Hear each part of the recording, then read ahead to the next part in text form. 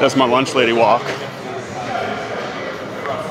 You know when the lunch lady be walking like this? That sloppy joes be fucking hitting, dog. I'll get your scoop in a second, honey.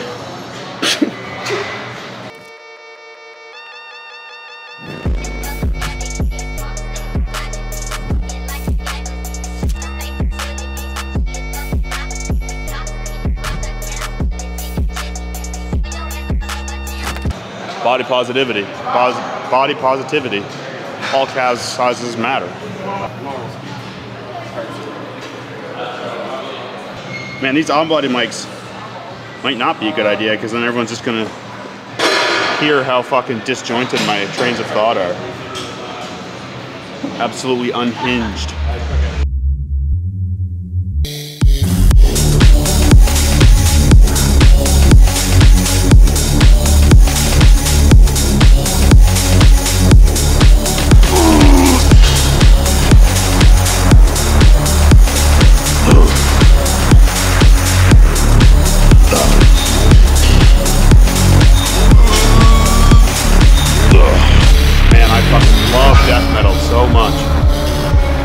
Sounds sarcastic, but I'm serious. I mean, everything is pain, right? So why don't you just learn to love it?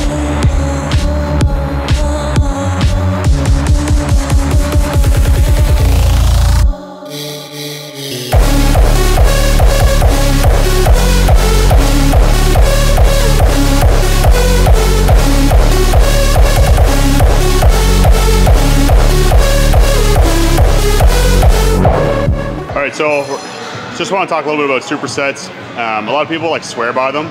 There's nothing inherently wrong with a superset, but as long as, in previous video I've talked before about how longer rest periods essentially facilitate better motor unit recruitment, which means that we are more able to recruit the higher threshold motor units, which are the ones that are attached, which are the ones that include the muscle fibers that have the most potential for growth. So obviously, like maximum motor unit recruitment, or optimal, for lack of a better term, motor unit recruitment is good. We want that. So superset is fine as long as you wait that like 3 to 5 to 7 minutes between sets. Just because you're going from, let's say, like a chest movement to a back movement doesn't mean that your central motor command is just all of a sudden fresh. Obviously that alleviates the issue of like peripheral fatigue. So like if you're going from a chest movement to a back movement, your back's not going to be tired from what you just did with your chest movement. But that's not the problem. The problem when we talk about motor unit recruitment and like lack of sufficient rest is from central motor command fatigue. And that's a different type of fatigue. That is just fatigue that your nervous system experiences from exerting effort. So supersets are fine as long as you wait that period of time. Like I said, that like generally it's 3 to 5 minutes, but I would say err a little bit closer to 5 minutes of rest.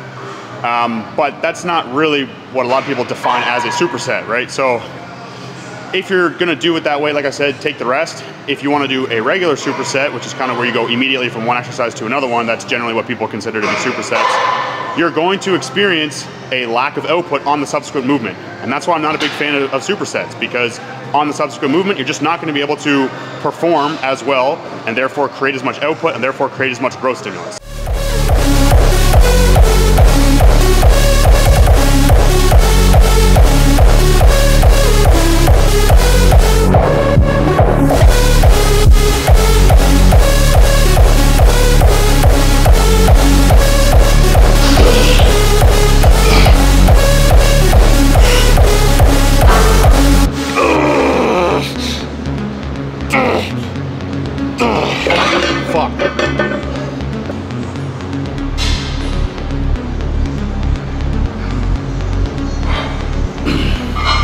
I can't even bring my shoulder down right now because it's all fucked up from training.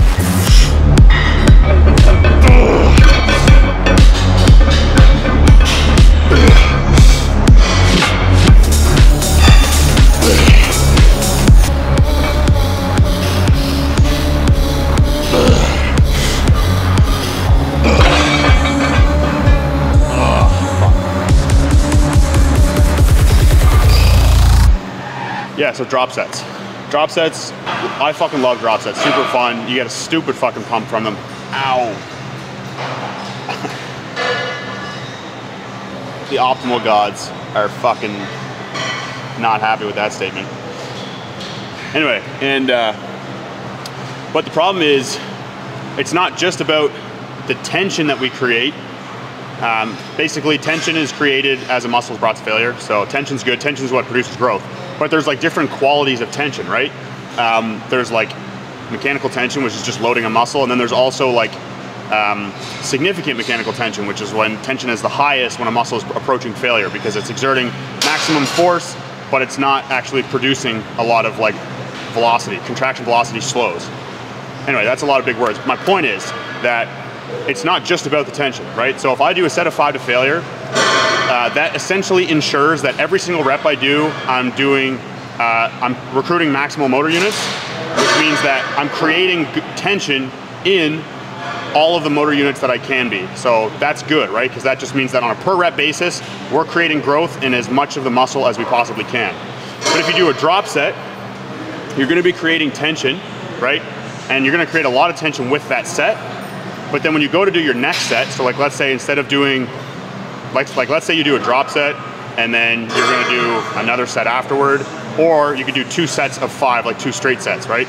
So the 2 straight sets are gonna essentially equate to 10 really good quality reps in terms of growth stimulus, right? Because you'll have a set of 5 where you're, like I said, recruiting all motor units and you're creating maximal tension in all of those motor units. And then you're gonna do another set of 5 with the same thing. Or you could do a drop set where you're essentially creating maximal tension in all of the motor units possible, because let's say you do a set of 5 and then you drop the weight and do another set of 5 immediately. But then when you go to do your next set, because you're gonna have so much excess fatigue from that drop set, more fatigue than you would from a straight set, for example, you're not gonna be able to recruit as many motor units in the next set. So basically, it's like on the first set, if you're only doing 1 set, a drop set's probably a good idea. But if you're gonna do 2 or 3 straight sets of a movement, or you're gonna do a couple of different exercises for the same muscle group, you probably want to just do straight sets, because drop sets are going to essentially decrease the efficiency or the effectiveness of the subsequent sets. And that's why drop sets are fun. They're fucking awesome. They're a good time saver. Same concept with myo-reps, which is basically where you rest for 30 seconds once you hit failure and then go again. Those are great. They're fun. They're great for creating a really strong stimulus within one given set. But across a session, it's probably better to just do straight sets and train to failure on those straight sets within a reasonably low rep range, like 5 to 8 reps. And that's my take on the drop set Renos.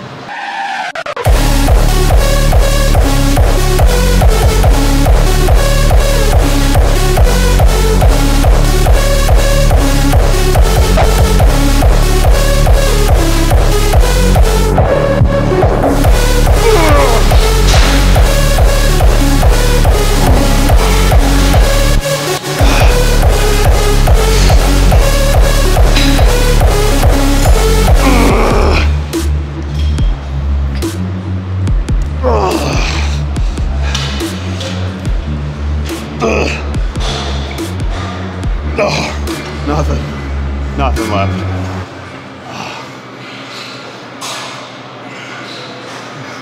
I gave that one my all. Frickin' really gave it hard effort there. Psych. Got to set it up properly. Got ya. And I can't be handling Post Malone right now. I need something that's just gonna fucking make my eardrum bleed. Fuck off. I'm a fucking idiot. Accidental fucking clustered myo-rep set.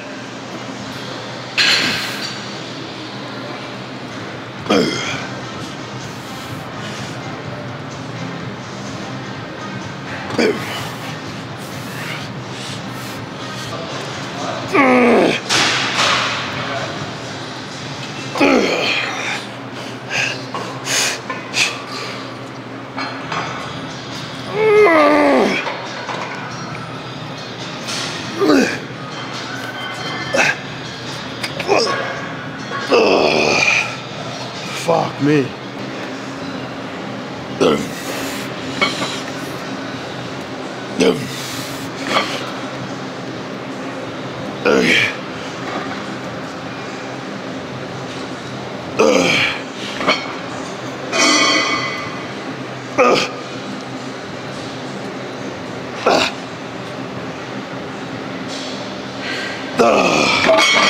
Fuck me.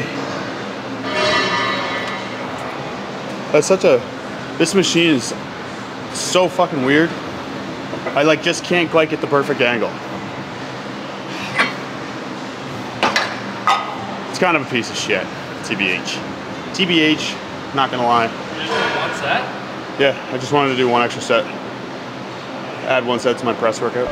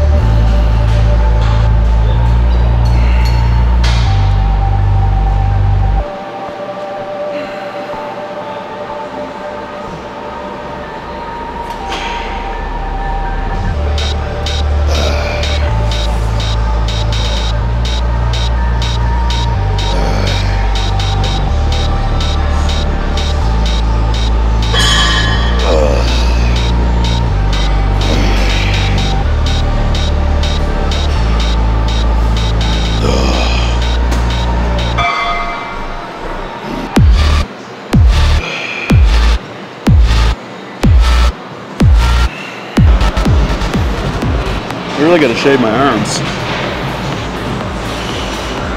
I love your thoughts mid-set.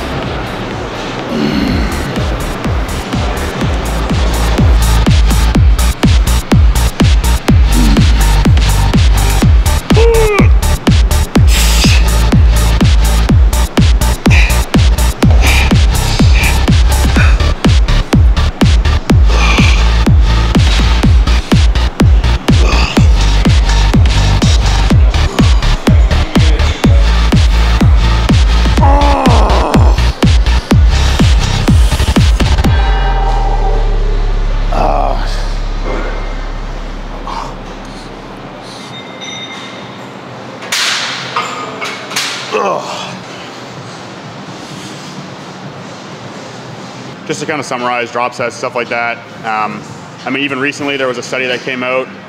I think Menno Henselmans might have posted it, or it was like Borge Fagerli. He's like a Norwegian strength and conditioning or strength scientist. I don't know if I said his name properly, probably not, but he's the guy who kind of like created the myo-rep. And basically the study just said like the myo-rep creates on a per set basis 70%. I think it's like 30% more growth with like 70% less time or something like that. If you're like tight for time, that's the play. If you're not tight for time, it's still better to do straight sets. The one time I would say that like even if you're not tight for time to throw in a drop set or a myo-rep or something like that, or like a myo-rep set, is just at the end. So like if it's the last set of the last exercise for one muscle group, you can throw in a drop set or like a myo-rep set for that, just because you're not going to do any other sets with that muscle group that drop set is going to kind of like take away from, right? So that would be honestly what I would suggest. That's what I do just to keep my training fun, really make sure I'm just kind of getting every last little bit that I can out of a muscle. So for example, with calves, I usually finish with like my last set being a drop set, that kind of thing. They're not a bad method. It's just like they're fun, but ultimately, and like with almost everything else in training, the tried and true, the boring route of just doing straight sets is the way to go.